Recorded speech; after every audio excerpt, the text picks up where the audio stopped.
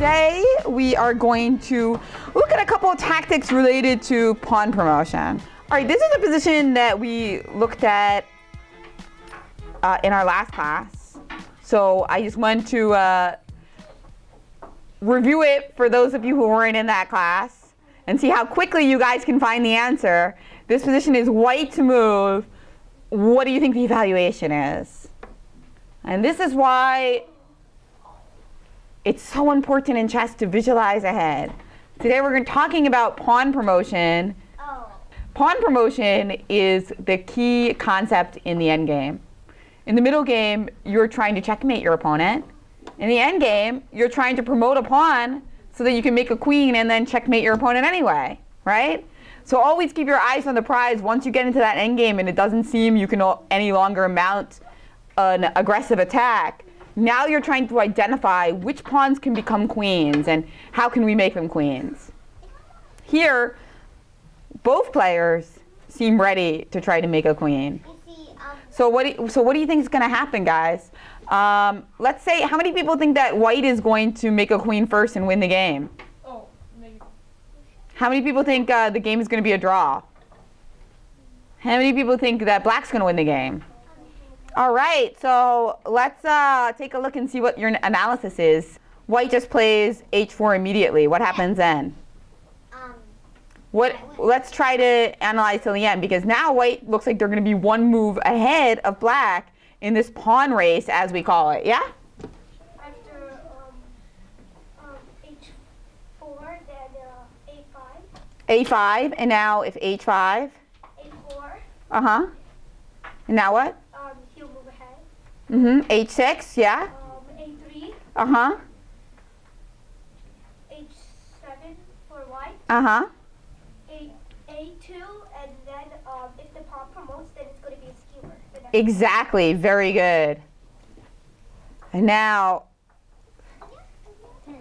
whoop, I'm trying to get the arrow to the right place. But as you see, now the white king has to move away, and black gets to swoop down and take that queen, right? So instead, what would white's best move be in this position instead of making a queen? Yeah? Mm-hmm. Yeah, now, oh, sorry, yeah. Now, again, we want to play here. Why is king g6 not as good? Yeah? It doesn't protect the area we're moving. The h8 square. It doesn't protect the queening square, right? So now after queen, if we play something like this, now trying to get to the g8 square and protecting this square, what would black do? What would black's best move be here, Isabel? Queen h8, just block it yourself. And now, of course, it's an easy win because the king will just come forward and eventually the king will no longer be able to touch base with this pawn, right? So that is some good drawing technique here for white. Not this, actually, the other one. This would be bad. All right, good calculation. Great job. All right, this one is kind of a combination between pawn promotion and skewers. How would you play here as white? So this is a technique where we're trying to promote our pawn here, but our rook is in the way. So how would you achieve that?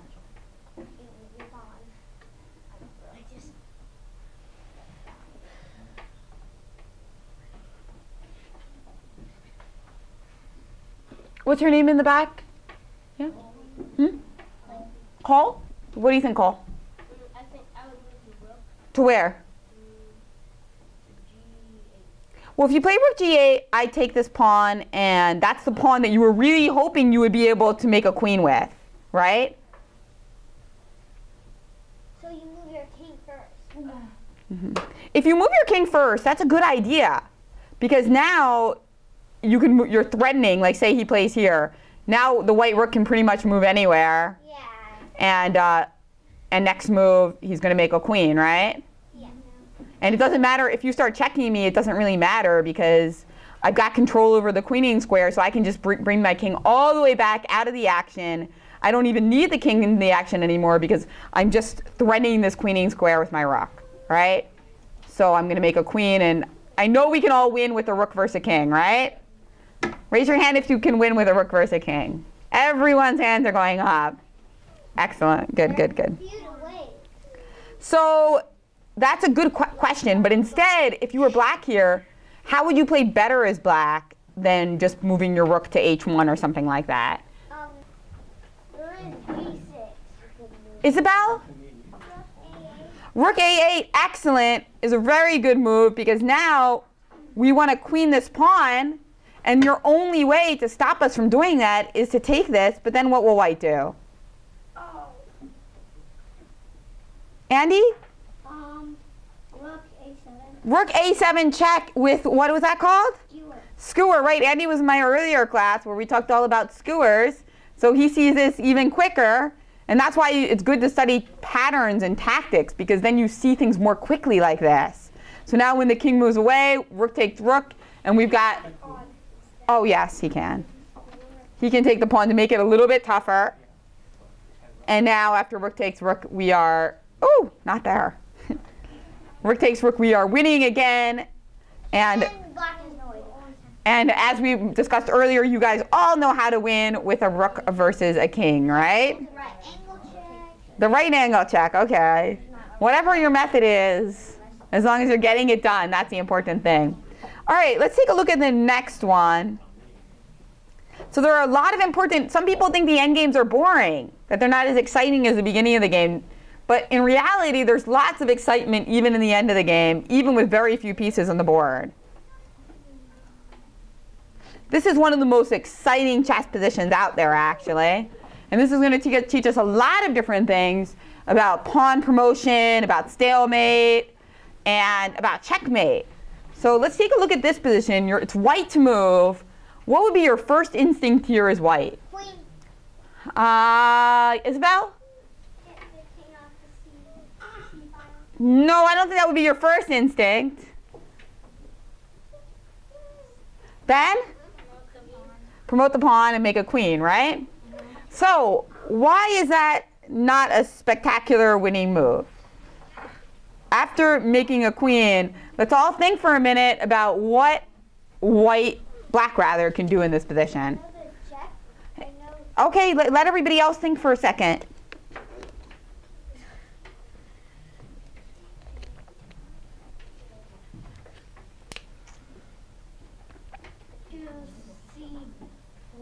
Rook to c4. You don't sound very confident. What do you think about that move, Jonathan? Rook to c4. Rook to c4. That's more confident. Isabel, that's what you want to do? All right. Is that what you wanted to do as well? Yes. Good. So rook to c4 check. Why is that such a good move? Yeah? After the queen takes it, stalemate. After the queen takes this is stalemate. This is what you want to avoid when you're up a lot of material, right? When you're up a queen, the last thing you want to do is let your opponent get a stalemate. It happens so many times. Be on alert for that. You see the king can't go here, right? King can't go here, king can't go here. How many people have been winning in one of their games and fallen victim to a stalemate? Everybody's happened to at some point, right? Never happened to you? Only once. Okay, that counts. So good to be aware of it, and it never has happened to you again, but in the off chance that you end up losing material to your opponent, you can also be the one that saves the day with a brilliant stalemate. Like, this one is pretty hard to see, I admit, right? You can totally imagine that even a very strong chess player would make a queen here and then miss this brilliant response, right?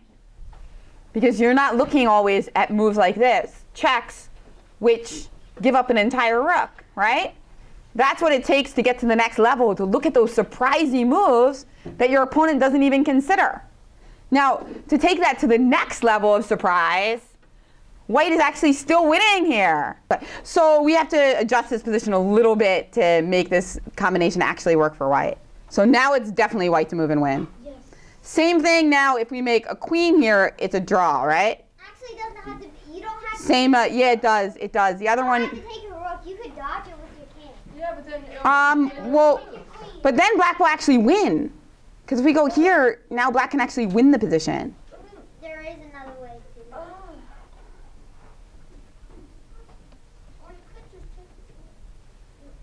So what should white do instead? Jonathan? So now if we make a rook, what happens here? So what happens here? What's white's threat now? What is white's threat in this position? Anybody see the threat here? Yeah? Yeah. Hmm? Well, not actually checkmate, but checkmating. What's our threat in this position? Rook A8 is the threat, that's right. Now, what can black do to stop it? So if rook A8, for instance, if you play king here or something, we've got rook A8, and now rook A4, rook takes rook is mate, right? But black's done that. So what can black do instead? How can black stop us from playing rook A8 mate? Yeah?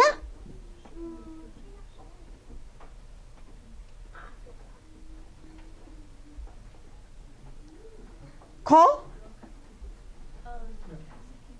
What's that? How can black stop this rook A8 mate? Well, mating. Well, rook D3, yes, sure, we can block for one move, but then we're still going to get checkmated pretty quickly, right? So instead, after C8 equals rook, how else can black stop the checkmate? Jacob? Rook to A4. Rook to A4, excellent. And now what can white do? Now what is white's win here? This comes back to another tactic that's really important. Yeah? King B3. King B3. Okay, now why is that such a powerful move? What are the two things that that move does? White is threatening checkmate by rook C1 check, and the other threat that white has is king takes A4. Exactly. So we have two threats here, and there's no way to stop both of them, right? So if we move the rook away, we get to go checkmate. And if we try to stop the checkmate with something like this, white will actually capture this rook. And now black will be checkmate anyway. Well, not right away, but pretty soon, yeah? You all know how to checkmate with... Anyway. We'll be winning. It'll be a win anyway, exactly. You can't win if you take their rook. Nope. So this is a very rare example of a situation where instead of making a queen, we make another piece. Has anybody ever had a situation where they played a game and they made not a queen but another piece? No. Why was that, Drew? Why did you do it? How about this position? Queen.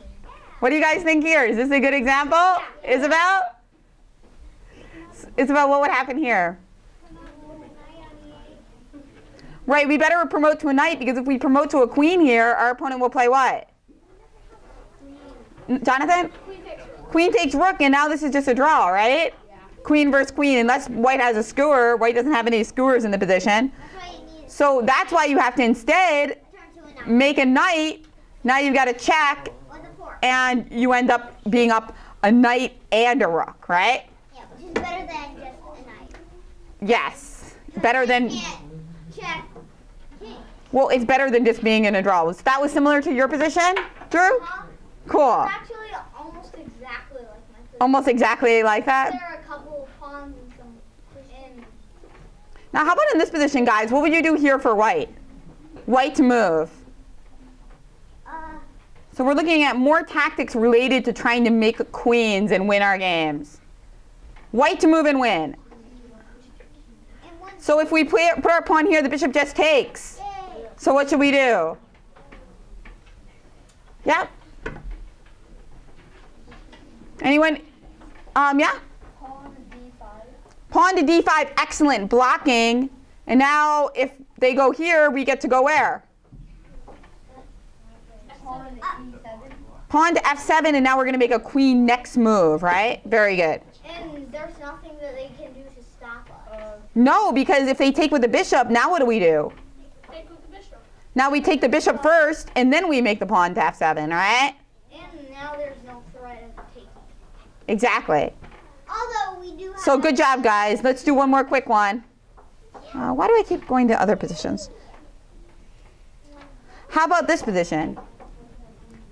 How can white win here? This one's really tricky. So we've got a pawn that's trying to queen over here, right? But if we play b7, then our opponent just plays rook takes c1 check, and then just puts a rook behind the passed pawn. Then why don't you take their rook? Oh. If we take the rook, then after pawn takes b7, what can black play here? That's a very good idea, but black has a strong move in this position. This would normally be a great idea, but we have to lose all our tactical ideas, yeah? That pawn can take that white pawn. No, we can't do that because this pawn's going that way. What can black do here, yeah? Queen b1 check, excellent. What is that called? A fork, right? We're forking the king and the pawn. So they can't do that. So white has to be a little bit creative here if he wants to figure out how to promote that pawn to a queen. Anybody see what to do, Isabel? Jonathan? How about queen to c7? Queen c7 is an excellent move, also very creative. The idea now is that this rook can take the queen, but then what will white do? Jacob? The pawn will take. The pawn will take, and now you absolutely cannot prevent c8 equals queen, right? So you're going to be having a rook and a queen for a queen and be totally winning, right? Well, good job, guys. So I want you all to think about when you get to that endgame, thinking of creative ways to make your pawns into queens, all right?